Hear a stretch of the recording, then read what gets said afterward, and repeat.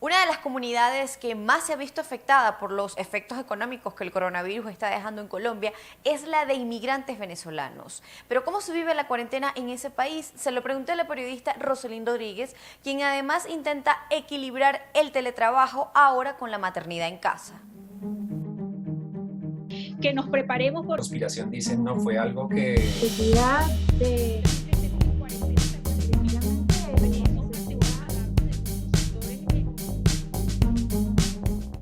Hola María José, bueno, muchas gracias. Bueno, te cuento que en Colombia estamos exactamente en cuarentena. Yo vivo específicamente en Bogotá. En Bogotá estamos en cuarentena desde el 19 de marzo. Desde ese día efectivamente yo no salgo de mi casa. Y las medidas que ha tomado el gobierno, pues bueno, inicialmente empezaron con una cuarentena, un simulacro de, posteriormente hubo como un toque de queda para los adultos mayores y ya pues sí toda la población, hay excepciones, por supuesto las personas que trabajan en temas de salud, también en supermercados, es lo único que digamos tienen como tal permiso de estar en este momento en la calle. De resto, pues la mayoría de las personas estamos haciendo teletrabajo y pues todo el mundo en la casa. La alcaldesa de Bogotá fue como que la que tuvo la iniciativa de iniciar una cuarentena, un simulacro de cuarentena, fue ese primer fin de semana, como caía día feriado el lunes, eso fue desde el 13, entonces ese fin de semana era como un simulacro, pero ya el gobierno, al ver que la situación o sea, del contagio iba muy rápido, decidieron dar el decreto de cuarentena ya obligatoria para toda la población. O sea que prácticamente la decisión de la alcaldesa de Bogotá es la que va impulsando que el gobierno refuerce las Sí. medidas de cuarentena.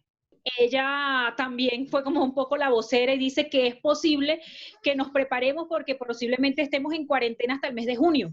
Entonces, eso activó las alarmas de muchos sectores económicos, sobre todo, y del presidente. Entonces, a él se le consultó también, él dice que bueno, que están evaluando, que todavía el gobierno no puede dar una respuesta certera de si efectivamente va a haber una cuarentena hasta junio o qué medidas van a tomar, sobre todo por el tema económico. Roselyn, ¿y cómo has visto tú el cumplimiento de esta medida? ¿La gente ha venido acatando esta cuarentena? ¿Cómo es la actuación de la sociedad? ¿Se han colocado multas? ¿Qué has observado tú? Sí, sí hay personas que han colocado multa, que están colocando una multa bastante elevada, lo que equivale casi a un salario mínimo. Hay personas, sobre todo en lo que es hacia el sur de la ciudad, hay personas que se les ha dificultado cumplir con la cuarentena porque son personas que viven de lo que hacen diario. Entonces, sobre todo a ese sector de la población se les ha dificultado cumplir como tal la cuarentena. Sí, ese es uno de los mayores problemas que precisamente tiene Latinoamérica, ¿no? El hecho de que hay personas que lamentablemente no pueden pararse en su casa porque literalmente viven de lo que trabajan en ese día. Es una situación que se extiende en todos los países y de hecho tú, tras cámaras, me comentabas antes de la entrevista que hay una situación especial con personas que viven en determinados tipos de pensiones, ¿no? Sí, sobre todo población migrante venezolana que viven como hostales o pensiones que el pago es diario. Entonces, ese tipo de personas es una población flotante que trabaja principalmente en el transporte masivo, en el Transmilenio, pero en esta oportunidad, como hay cuarentena, pues no pueden estar en la calle, no pueden estar pidiendo dinero o trabajando en el Transmilenio, entonces no tienen por ende para pagar ese diario de esa vivienda o esa pensión y le están siendo desalojados. Ante esta medida, de hecho, el gobierno emitió un decreto donde se prohibía desalojar a las personas de las pensiones y los hostales. Sin embargo, hay muchos casos en los que este decreto no se está cumpliendo y los propietarios de estos lugares pues están haciendo caso omiso del decreto y están desalojando a las personas. Asimismo, hay un grupo importante de población venezolana migrante que se encuentra en refugios y también están siendo desalojados. Está esa situación un poco tensa. El día de hoy unos 200 personas están siendo desalojadas de un refugio en un sector que se llama El Salitre y la alcaldía lo que dice es que no pueden tener a las personas precisamente confinados tantas personas en un sitio por el tema del contagio, pero no hay una solución, tampoco pueden estar ambulando en la calle, sobre todo que muchos tienen niños. Entonces es como muy contradictorio, ¿no? Porque si bien es cierto, no puedes estar en un lugar como en el caso de los refugios, o los propietarios no están aceptando a estas personas, no tienen plan de financiamiento, de, bueno, no pagas el arriendo un día, pero lo puedes pagar a los 15 días, o buscamos un acuerdo. ¿Qué está sucediendo entonces con estas personas, Roselyn? ¿Están en las calles?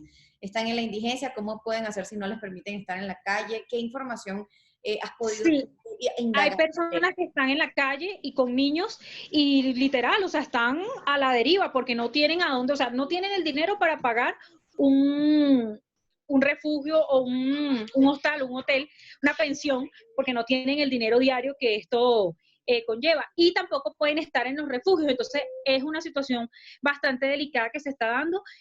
Supongo que se les ha solicitado, de hecho, a la Embajada de Colombia, apoyo. Hay fundaciones que están también movilizando todo lo que es o coordinando todos los apoyos y las donaciones para este grupo de personas, pero hay muchos que permanecen en la calle.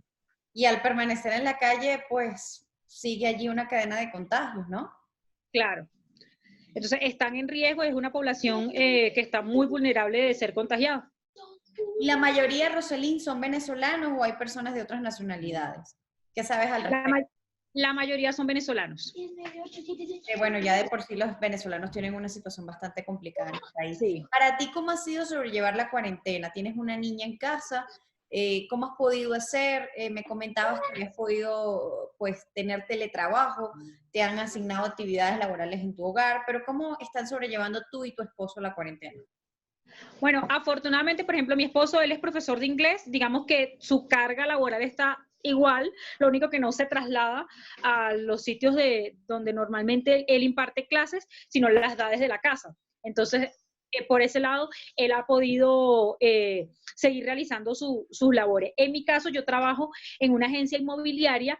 Ha sido un poco complicado porque obviamente no podemos salir a mostrar los inmuebles, había procesos que ya estábamos adelantando y tuvimos que parar todo porque no podemos hacer contratos, no podemos hacer nada.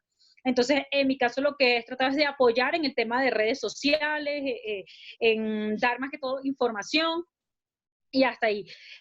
Con respecto a mi hija, ese ha sido como que un tema que me imagino que todos los padres lo han sentido porque es complicado tener a un niño durante todo el día, que no lo puedes tener todo el día frente al televisor, pero tampoco lo puedes tener todo el día haciendo actividades, porque uno necesita que él esté ocupado, esté tranquilo, porque uno está trabajando. Entonces, esa ha sido como la parte un poco más complicada. Sin embargo, bueno, del colegio hemos tenido un poco de apoyo porque nos envían guías y las actividades de acuerdo al contenido que ella tiene que estar viendo en el área, en el grado que le toca.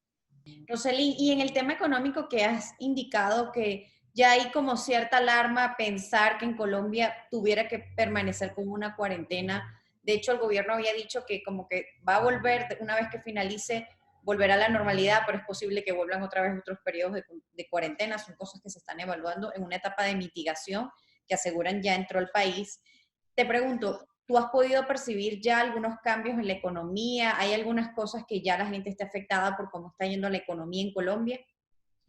Sí, de hecho hay personas que ya señalan que están perdiendo sus puestos de trabajo porque pues las empresas han parado, no producen y no van a percibir dinero, aunque obviamente no es legal que despidan a las personas, pero pues sin tu empleador depende de lo que vende diario, por ejemplo, si trabajas en un restaurante, en un bar, en una discoteca, si no están trabajando, no están recibiendo dinero, pues obviamente tú te vas a quedar sin empleo.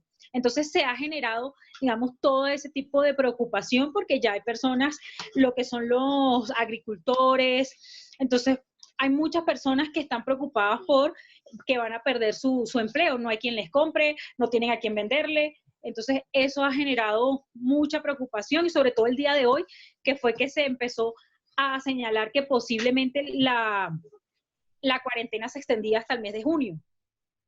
¿Qué reflexión te deja esta etapa, esta nueva etapa en la humanidad? Y tú como venezolana, inmigrante, pero que ahora está en Colombia, ¿qué reflexión te deja?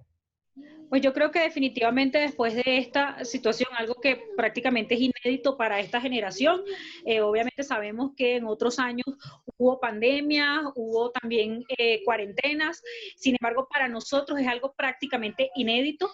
Yo creo que es una oportunidad mundial para reinventarnos, para redescubrirnos. Definitivamente no podemos seguir siendo los mismos luego de esta pandemia del coronavirus. Creo que es una oportunidad para que cada persona se revise y vea realmente la magnitud de la vida, de lo que hemos hecho con nosotros, qué podemos hacer para mejorar el mundo, para mejorar la convivencia con las demás personas, para mejorar incluso hasta nuestra economía, porque esto nos pone a pensar, bueno, qué tan sano ha sido cómo he llevado mis finanzas. Estaría en la misma situación si hubiese actuado de otra manera. Entonces, a nivel hasta económico, financiero, también es una oportunidad para replantearnos. Que nos preparemos por... Conspiración dicen, no fue algo que... Realmente estemos en cuarentena hasta el mes de junio. Entonces, eso activó las alarmas de muchos sectores económicos.